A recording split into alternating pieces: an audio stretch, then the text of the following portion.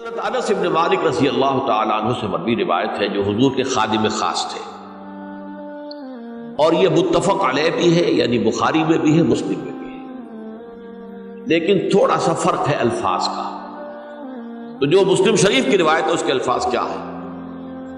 للہ اشد فرحا بتوبۃ عبدہ حین یتوب الیہ، جان لو اللہ تعالیٰ کو زیادہ خوشی ہوتی ہے اپنے کسی گناہ گار بندے کی توبہ سے جبکہ وہ توبہ کرتا ہے۔ کس سے زیادہ ہوتی ہے؟ اب اس کی ایک تمثیل کی، من احدکم، ایک ایسے شخص سے بھی زیادہ بڑھ کر خوشی ہوتی ہے، کان علی راحلتہ بارض الفرات، کہ جو بہت ہی دور دراز کے اور سنسان علاقے میں سفر کر رہا تھا، فانتحرفت منہ، اس کی سواری جو ہے گم ہو گئی، وعلیہا طعامہ وشرابہ، اسی پر اس کا کھانا بھی تھا اور پانی بھی تھا، اونٹنی پر سفر کر رہا تھا، اسی پر ہوتا ہے راحلہ جو ہے راستے کا سامان۔ اچانک کہیں بیٹھا ہے تھوڑی دیر کے لیے سسکانے کے لیے، کہیں اونگ آ گئی اور اونٹنی صاحبہ غائب ہو گئی۔ اب آنکھ کھلی اور اس نے دیکھا، فَأَيَّسَ مِنْهَا، تلاش کر کر کے مایوس ہو گیا، کہیں اونٹنی کا سراغ۔ اب ظاہر بات ہے کسی صحرا میں یہ کیفیت، اس کا مطلب کیا ہے؟ یقینی موت۔ فَأَتَى شَجَرَةً فَاسْتَجَعَ فِي ظِلِّهَا وَقَدْ أَيَسَ مِنْ رَاحِلَتِهِ، تو وہ ایک درخت کے نیچے اس کے سائے میں آ کے لیٹ گیا، گویا کہ موت کی امید۔ فَبَيْنَهُمَا وَهُوَ كَذَلِكَ إِذْ هُوَ بِهَا قَائِمَةٌ عِندَهُ، اس کی کہیں دوبارہ آنکھ لگی ہے، جو کھولا تو دیکھتا ہے اونٹنی تو موجود ہے، کھڑی ہے، تو وہ فوراً اس کی وہ جو رسی ہے وہ پکڑتا ہے، وَأَخَذَ بِخِتَامِهَا ثُمَّ قَالَ مِن شِدَّةِ الْفَرْحِ، اب جو اسے مسرت ہوئی اس کا آپ اندازہ کر سکتے ہیں، ایک یقینی موت کا معاملہ آ چکا تھا، اور اچانک اللہ تعالیٰ نے وہ کھوئی ہوئی اونٹنی جو ہے وہ واپس دلا دی۔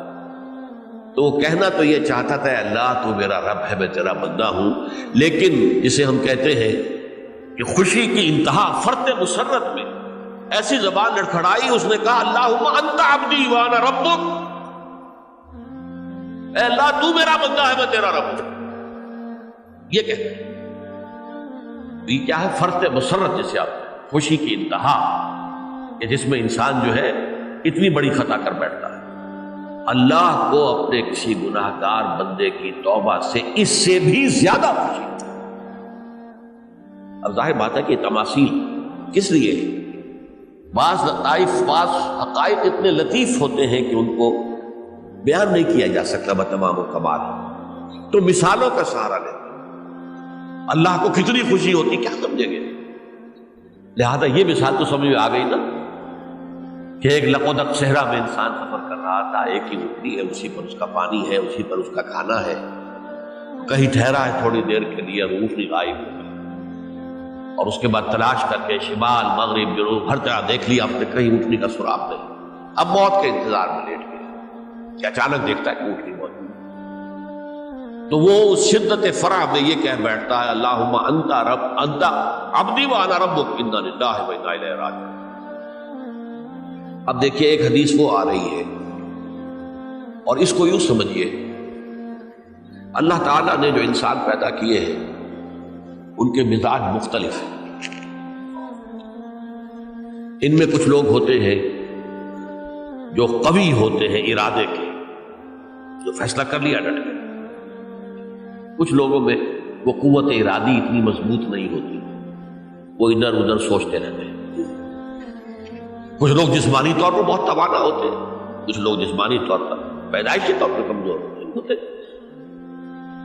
تو اگر کوئی قوت ارادی کمزور رکھنے والا شخص ہے، وہ بھی تو اللہ کی تخلیق ہے، اللہ کا بندہ ہے، خطاؤں کا ظہور ہو جاتا ہے،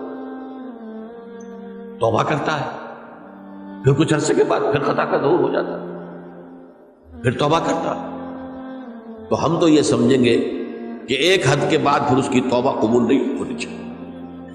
لیکن حدیث سنیے، وعن ابی ہریرہ رضی اللہ تعالی عنہ قال قال رسول اللہ صلی اللہ علیہ وسلم ان عبدا اذنب ذنبا، یقیناً ایک بندہ جو ہے وہ ایک گناہ کرتا ہے، فقال، پھر وہ کہتا ہے رب، اے میرے پروردگار، اذنبت فاغفر، مجھ سے گناہ ہو گیا ہے، مجھے معاف فرما۔ فقال ربہ، تو پروردگار یہ کہتا ہے اعلم عبدی ان لہ ربا یغفر الذنب ویأخذ بہ، میرا یہ بندہ یہ جانتا ہے کہ اس کا ایک رب ہے جو گناہ معاف بھی کر سکتا ہے اور سزا دے بھی سکتا ہے۔ کیا معنی ہوئی؟ گناہ اس نے کیا ہے لیکن جانتا ہے اللہ کو کہ وہ معاف بھی فرما سکتا ہے، تبھی تو وہ اللہ سے معافی کی درخواست کر رہا ہے۔ اس کے اس جاننے کی بنیاد پر، اس کے اس علم کی بنیاد پر، اس کے اس ایمان کی بنیاد پر فرمایا غفرت لعبدی، میں نے اپنے بندے کو معاف کر دیا۔ ثم مکث ما شاء اللہ، پھر وقت گزرا جتنا کہ اللہ نے چاہا۔ ثم اذنب ذنبا، پھر اس سے گناہ ہو گیا۔ فقال رب اذنبت ذنبا فاغفر، پھر کہتا ہے پروردگار مجھ سے گناہ ہو گیا، پھر مجھے معاف فرما دے۔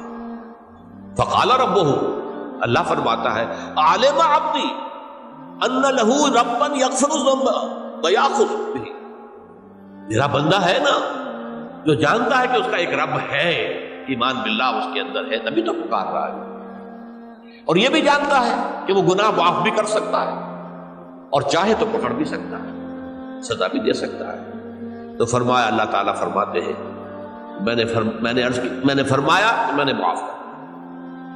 ثم مکث ما شاء اللہ، پھر ایک عرصہ گزرا اس کے بعد۔ ثم اذنب ذنبا، پھر اس نے گناہ کیا۔ قال رب اذنبت ذنبا آخر، اس نے کہا پروردگار میں نے تو پھر ایک اور گناہ کر دیا، فاغفر لی، مجھے بخش دے۔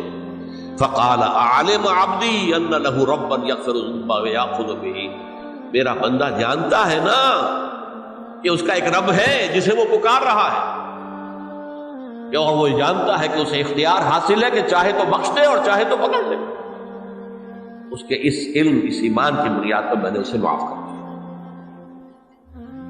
ایک اور حدیث، میں نے چونکہ اس گفتگو کے لیے ان احادیث کا تفحص کیا ہے، یہ تو بہت ہیں حدیثیں، میں نے ان میں سے کچھ چنی ہے۔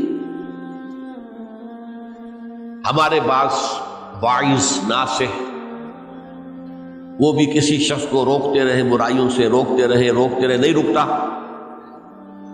تو کہیں غصے میں آ کے اللہ تجھے کبھی معاف نہیں کرے گا۔ یہ کتنا بڑا جرم ہے، اس کا اندازہ کیجئے اس حدیث سے۔ تم میرے بندے کو میری رحمت سے مایوس کر رہے ہیں، کتنا بڑا جرم ہے، اس کا اندازہ کیجئے۔ یہ مسلم شریف کی روایت ہے، عن جندب، حضرت جندب رضی اللہ تعالی عنہ سے، ان رسول اللہ صلی اللہ علیہ وسلم حدث، کہ اللہ کے رسول صلی اللہ علیہ وسلم نے ایک واقعہ بیان کیا، ان رجلا قال،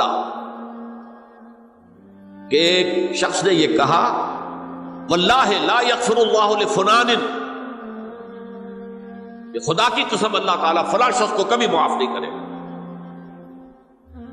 وَأَنَّ اللَّهَ تَعَالَى قَالَ، اس پر اللہ تعالیٰ نے یہ فرمایا، مَنْ ذَا الَّذِي يَتَعَلَّى عَلَيَّ، یہ کون ہے جو میرے اوپر حکومت کرنے والا آ گیا، جو میری طرف سے حکم لگا رہا کہ میں کبھی معاف نہیں کروں گا۔ مَنْ ذَا الَّذِي، کون ہے وہ شخص، الَّذِي يَتَعَلَّى عَلَيَّ اَنِّي لَا أَغْفِرُ لِفُلَانٍ، کہ میں فلاں شخص کو کبھی معاف نہیں کروں گا، قد غفرت لفلان، اس کو تو میں نے معاف کر دیا، وَأَحْبَطْتُ عَمَلَهُ، اس شخص کے تمام اعمال میں نے ضائع کر دیے کہ تم نے میرے بندے کو مایوس کیا۔ یہ ہے جرم کی انکار۔